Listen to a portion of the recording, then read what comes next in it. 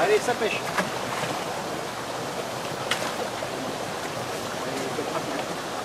Ça pêche toujours.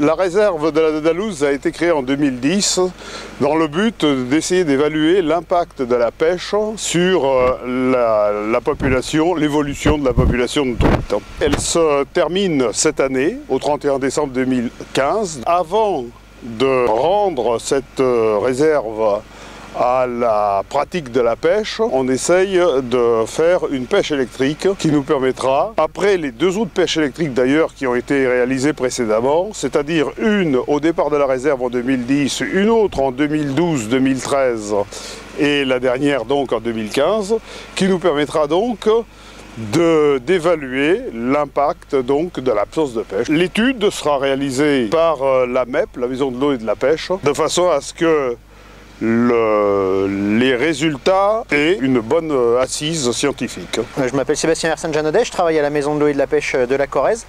Donc on est une association loi 1901 qui a plusieurs objectifs statutaires, hein. Comme toutes les associations, c'est notre raison d'être. Et donc parmi ces objectifs, il y a celui de réaliser de l'animation auprès des jeunes.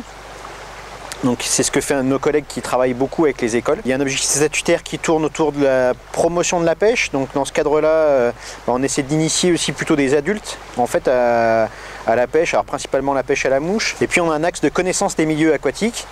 L'idée au moment de la création de l'association, c'était de se dire que on ne peut gérer que ce qu'on connaît. Et que donc du coup, la Maison de l'eau et de la pêche pouvait être un outil utile au service des APPMA et de la fédération du département pour aider à mieux connaître les cours d'eau et donc du coup aider à mieux les gérer. Donc dans ce cadre-là, ça fait depuis 1998 maintenant que le pôle d'expertise de la Maison de l'eau et de la pêche a été créé.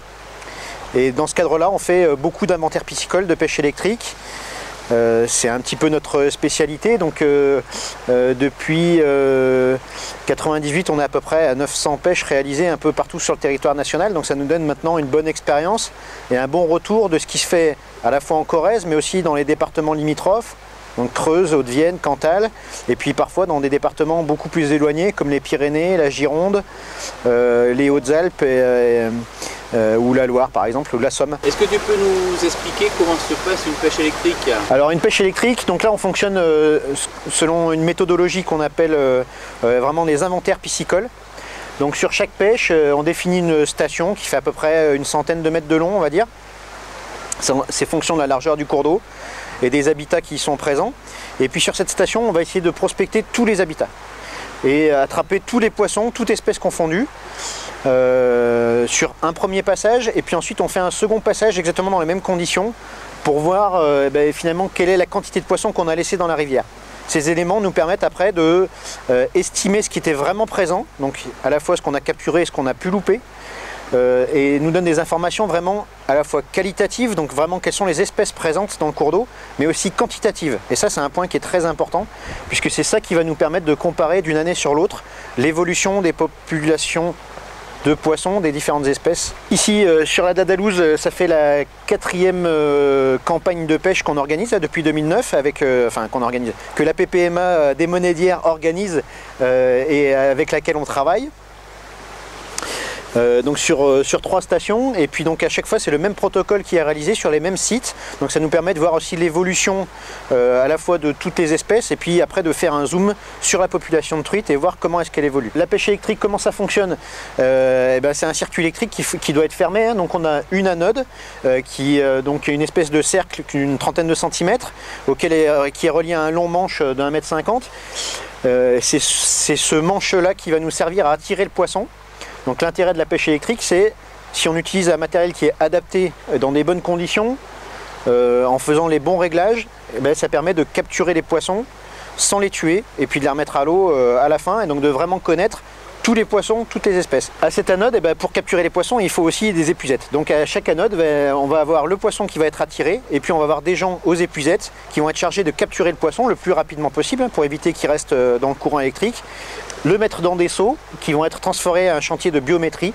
Donc à ce chantier de biométrie, on va trier les espèces, mesurer les poissons, les peser, et puis ensuite les stabuler avant qu'ils soient remis à l'eau.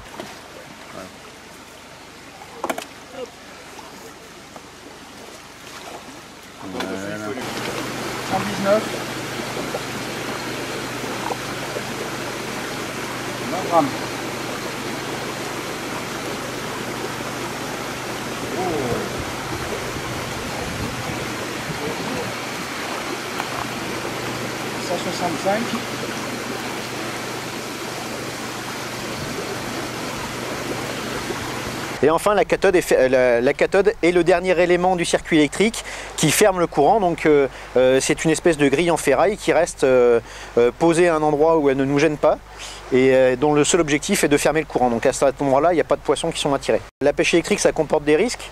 C'est pour ça qu'il faut qu'on procède avec des agents qui sont des agents formés, des agents qui sont équipés aussi, hein. Donc il y a des équipements de sécurité qui sont le wader, qui sont les gants, donc pour tous les opérateurs qui vont dans l'eau. Donc ça c'est à la fois des mesures, j'allais dire, de bon sens, et puis c'est aussi des mesures réglementaires, donc il faut respecter de manière impérative. Par rapport à la sécurité, il y a aussi une personne qui est dédiée à la sécurité, qui a en charge une télécommande, et c'est lui qui est chargé de mettre le courant et de l'enlever si jamais quelqu'un tombe à l'eau, si jamais la note sort de l'eau pour une raison X ou Y. Il y a une personne qui est chargée d'appliquer la sécurité et de garder tous les opérateurs dans son champ de vision. Donc ça c'est un élément aussi très important pour la sécurité des personnes qui interviennent sur ce type d'opération. Au 31 décembre 2015, donc, la réserve prendra fin. On a décidé de créer un parcours no-kill, donc qui prendra date à partir de l'ouverture de la pêche 2016.